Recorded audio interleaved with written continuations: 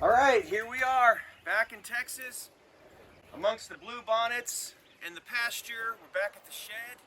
I think this is part 3. Definitely done some reducing, reusing, recycling, and now it's time to do some reviving. Definitely some reviving. So let's go.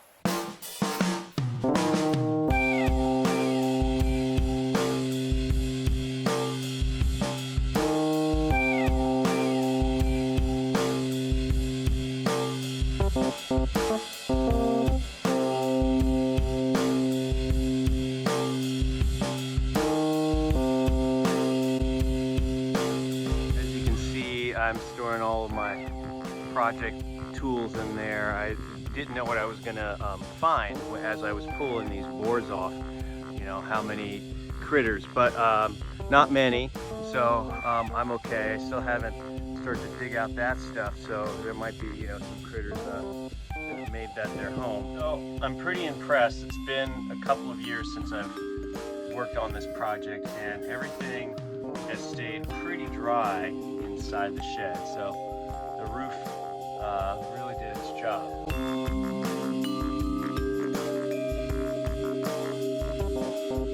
All right, good morning. Day 2. Well, day 1 was getting this thing unwrapped and getting everything emptied out yesterday so that I could start working today. It was a pretty heavy lifting day. Had to go into town and get some cement and some sand, and so I'm a little sore this morning, but get ready to get going. I think I'm gonna work on getting that guy finished up. Gotta put my Michael Jackson glove on. You work with cement or mortar all day long, your hands get very chapped. So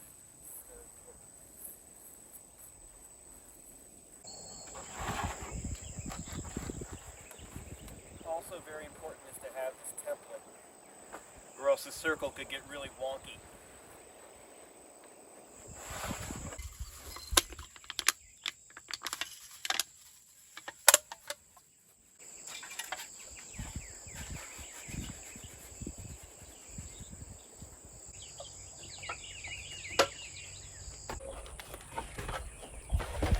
All right, well, almost done. I didn't have quite enough mud to finish the top there, but it's good to let it dry, you know, so you have a solid foundation to put another layer on. So I had to clear out some more of the shed on the inside so that I could start getting to the inside walls, so I can do some mudding. One thing that I didn't mention is that when I packed up a couple of years ago, I put cedar shavings all over the floor and in between everything I stored to help with the insects, because I didn't know at the time how long I was going to be away, and it really helped. So as you can see, that's the remnants of it.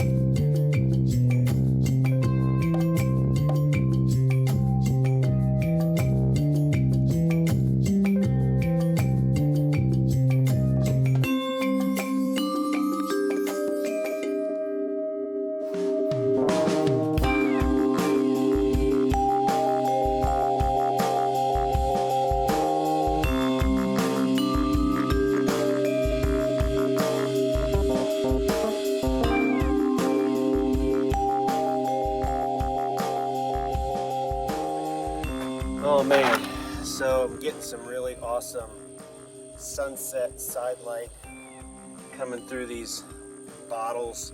This was always the intention. The shed is sort of situated on a corner, so in the morning you know, this side will get light coming inside, and then the evening we'll basically get a nice 3/4 view of the shed with some great light coming through the bottles. So, as I was saying before, I didn't know what to do in terms of design in this square, and I was kind of free-forming it. I was just like, I'll just feel it, you know, because planning is one thing and it's good when you need to do it, but I felt like the planning was just going to hold me up. I just like wanted to get going again. So I actually looked at a little wasp nest, which was like, you know, a little honeycomb, and I was like, it's sort of like this honeycomb motif. So it's circular, but it's also this natural kind of honeycomb thing. And it's keeping a motif of doing clear bottles inside the circle of cans. And so I'm going to have to put a clear bottle here. Maybe a small one. It's tricky. It's not an exact science. I did have a template for the bigger one because I felt like I needed it, but for these smaller circles, I'm kind of free forming it, kind of watching it, taking my time a little bit, which, I don't know, maybe 6 of one, half dozen of the other. If I plan out another template, I might save some time, who knows.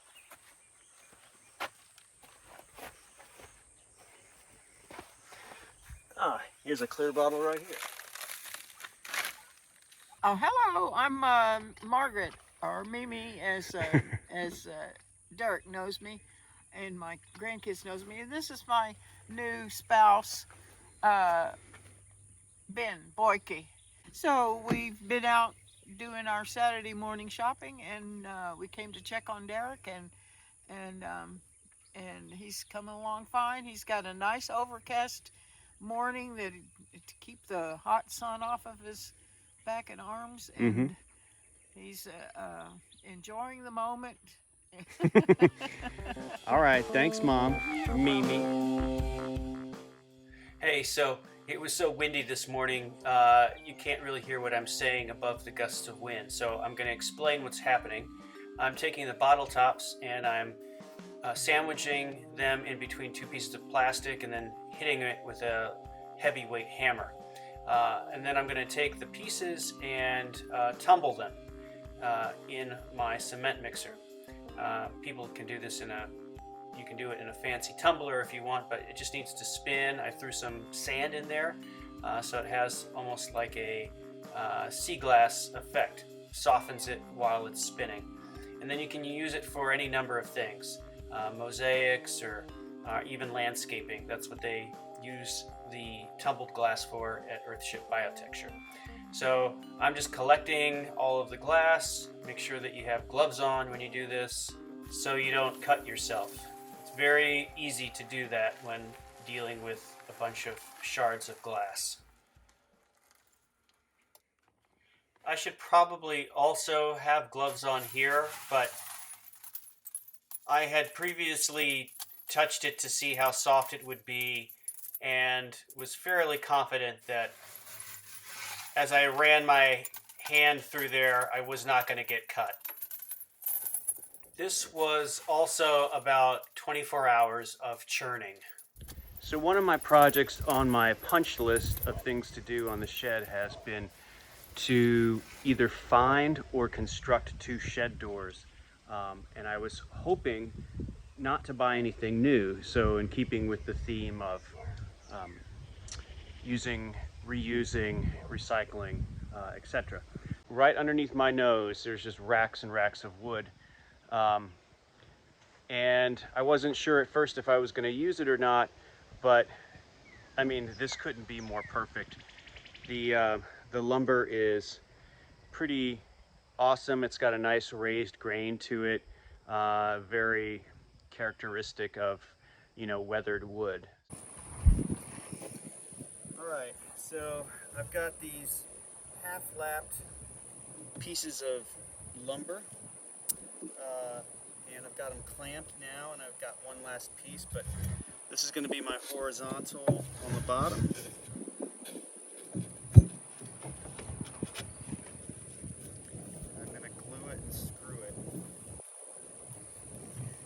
fancy.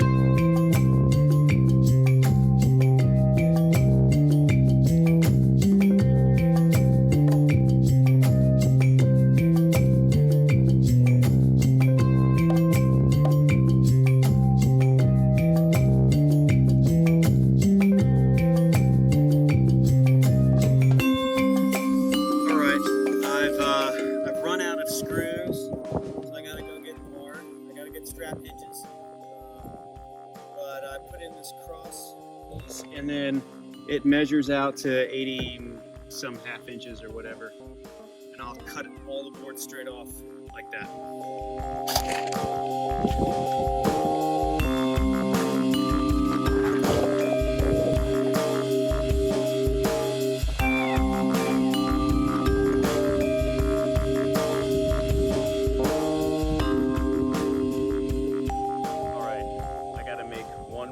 Single door back there, and I'm gonna follow the same basic slat construction like this. I'm going to cut out a square, or a rectangle rather, to accommodate this piece of glass. I don't know if you can see that. Another piece of safety glass there, and we got the nice sunset light. That light will still be able to pass through the door and illuminate the bottles. So that's the plan. All right, I'm going to start this door by cutting 3 horizontal pieces. Voila. This has got some paint on it. It's got some water damage, but the board is oak, which is amazing. All right, so.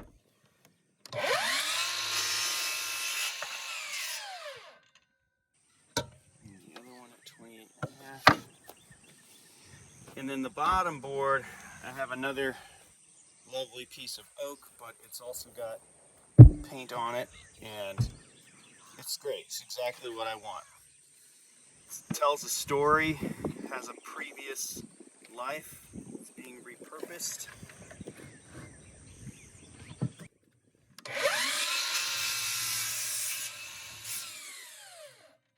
I'm going to cut some more of the same kind of wood for some side rails.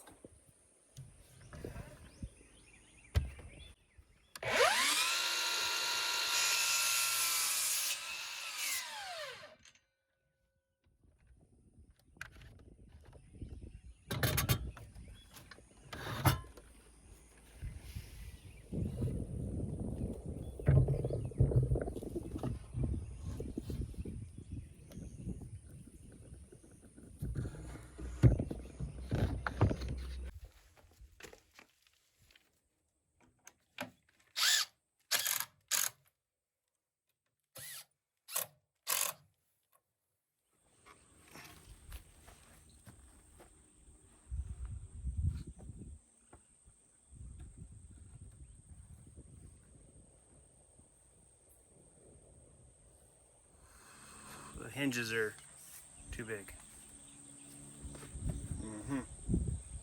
Well, I'm going to have to do what I did with the other doors. I'm going to have to knock out for the hinge. Not going to happen today. Oh well.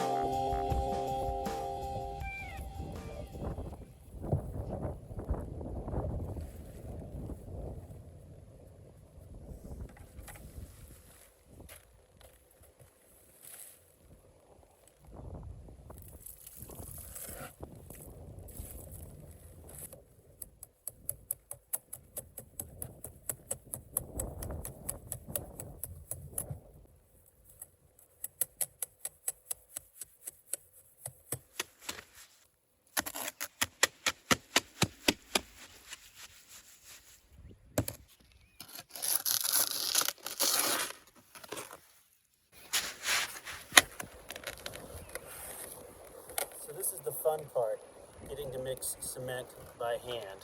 My generator decided not to work, so the cement mixer, I can't plug it in. You know, I gotta work on my upper body strength, so this is a perfect activity.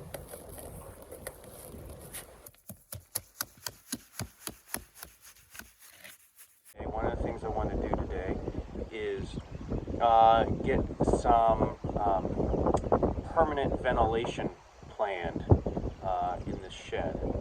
I have this coffee can. It's as deep as the 2x8, so it's a perfect depth. I've got a double layer of screen glued in and cable tied. I'm going to take this coffee can and put it in here, stagger it with these just regular soda cans, so you can imagine the mortar kind of going in between there, and it'll offer some ventilation for the shed. Typically in a real Earthship, you're collecting a lot of thermal mass and you need some ventilation to help even out the temperature. You have a greenhouse in the front that has vents above, and the heat rises. It draws the heat of the rest of the Earthship out of the back of the Earthship in conjunction with cooling tubes, and it pulls the warm air up through the greenhouse and out through the vents. So I'm not really creating thermal mass here, but it will get hot in Texas. So I am hoping just to offer some ventilation up high. Possibly I might put in some sort of cooling vent down low in the back of the shed to help airflow out through the front vents. I hope it'll work.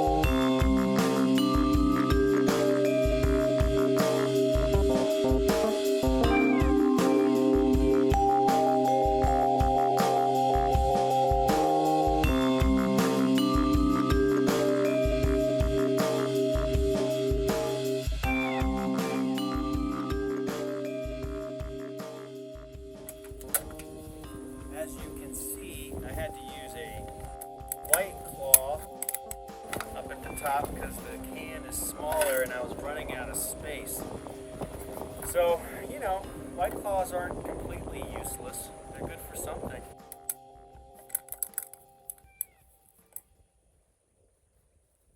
Alright, hey-o.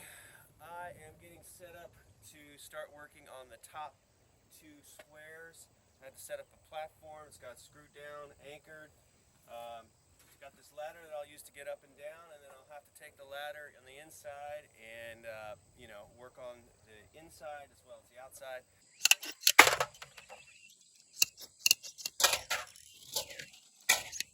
Okay, I've got to do a little porcupining and glomming on the inside of the frame.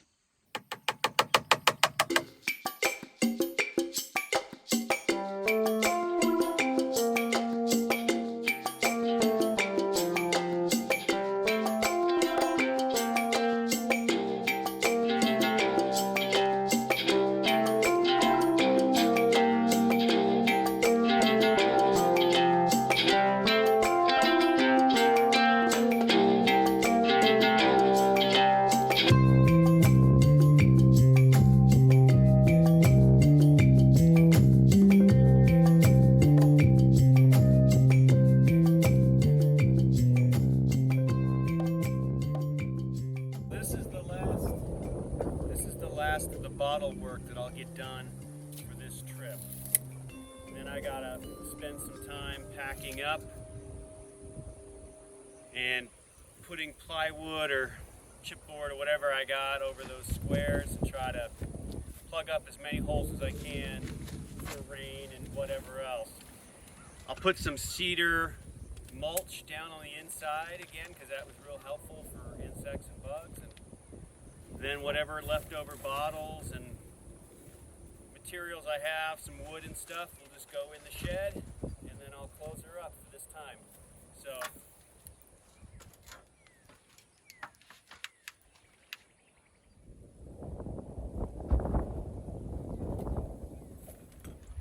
So I feel like I rushed these circles a little bit. They could have been a little more exact.